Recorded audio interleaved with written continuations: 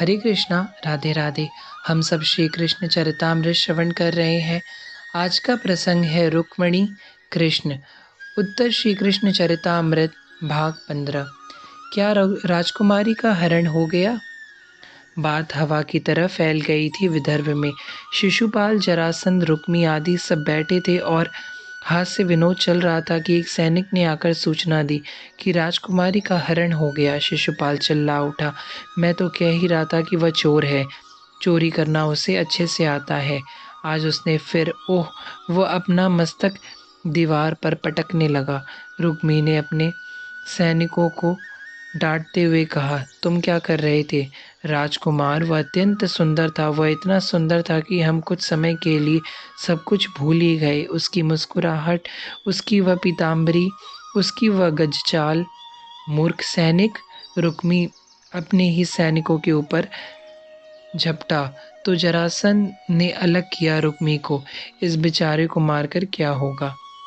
सब अपनी अपनी सेना निकालो और वह अभी निकट होगा विदर्भ में।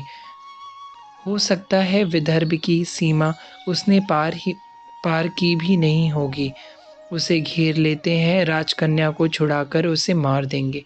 जरासंध की बात सुनकर दौड़े अपनी सेना लेकर जरासंध के शिशुपाल।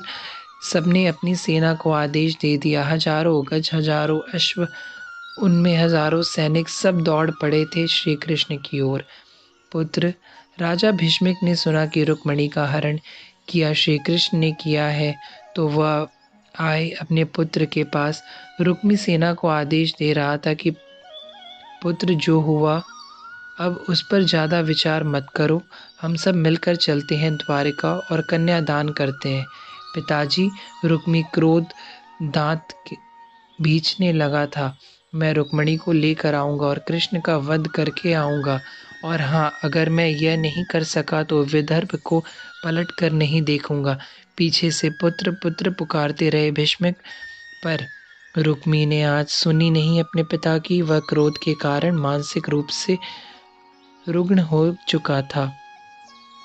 आगे से जरासंध की सेना श्री कृष्ण रथ को पीछे मोड़कर दूसरे मार्ग से निकलना चाह रहे थे कि पीछे से शिशुपाल की सेना, नाथ, हम लोग घिर चुके हैं।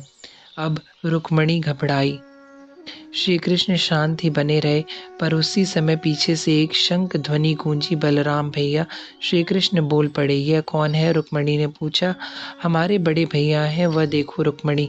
संपूर्ण यादवी सेना को लेकर वो पहुंच चुके हैं। टूट पड़े थे शिशुपाल की सेना के ऊपर काल बनकर।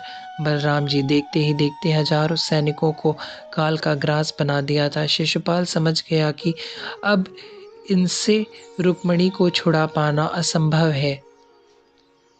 मगध नरेश व जरासंध को पुकारने लगा। बलराम जी तुरंत बोले, कृष्ण तुम निकल जाओ। श्री कृष्ण मुस्कुराते हुए बोले, ये आपकी बहू रुक्मिणी वंदन करने के लिए झुकी रही थी कि यह सब बाद में होता रहेगा। कृष्ण तुम निकलो यहाँ से रुक्मिणी को लेकर। पर दादा, आप अकेले?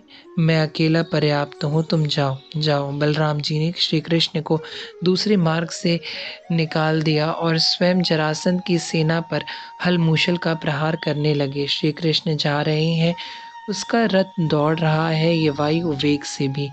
तभी चोर, ए चोर, रुक जा रुक जा। श्री कृष्ण ने रुक्मिणी से कहा, यह हमें चोर चोर क्यों कह रहा है? रुक्मिणी ने पीछे मुड़कर देखा तो नाथ, रुक्मी भैया है। ओह! श्री कृष्ण मुस्कुराए, फिर स्वयं भी रथ से चिल्लाकर बोले, एक बार बोलना जीजा जी, देख कितनी जल्दी से रुकता हूँ। यह कहते हुए श्री कृष्ण ने रुक्मिणी की ओर देखा, चरण पकड़ लिए। रुक्मिणी ने, भगवान, मारना नहीं, मेरे भैया है। रथ रुका। श्री कृष्ण रथ से नीचे उतरे। यह कहते हुए उतरे कि अपने साले को कोई मारता है। रुक्मी को क्षण में ही पकड़ लिया। श्री कृष्ण हंसे, तलवार ली। रुक्मिणी हाथ जोड़ रही है, आपसे मैंने कहा था मारना नहीं। हंसते हुए श्री कृष्ण ने रुक्मी के केश काट दिए, मूंछ काट दी और अपनी पीताम्बरी से बांध रथ के पहिए में बांध दिया। कृष्ण कृष्ण कृष्ण, तुम सुरक्षित तो हो? बलराम जी जरासंध की सेना और शिशुपाल की सेना को पराजित करके लौट रहे थे। हाँ दादा, मैं सुरक्षित हूँ, श्री कृष्ण बोले। पर यह क्या है? रथ के चक्र को ध्यान से देखा। यह कौन है तेरे रथ के पहिए में? कृष्ण खिलखिलाते हुए बोले, कोई नहीं, साला है। बांध दिया दादा। गलत बात, छोड़ो उसे। पास में आ गए बलराम जी, रथ से उतरकर रुक्मी को छुड़वाया। फिर बोले, तेरा बचपना नहीं गया रे? अब तो तू कन्हैया नहीं है, द्वारिकाधीश है। गंभीर तो बन, कुछ तो गंभीरता ला। तेरी मैया यशोदा ने तेरी आदत बिगाड़ दी है। बलराम जी बोल रहे थे, किंतु श्री कृष्ण, मेरी मैया यशोदा, क्या उसको यह सूचना मिली होगी कि उसकी बहू आ गई है? सजल नयन हो गए थे श्री कृष्ण के। हाँ कृष्ण, माँ रोहिणी अवश्य बताएंगी, सूचना अवश्य भिजवाएंगी कि अब कृष्ण अकेला नहीं है, रुक्मणी कृष्ण हो गया है।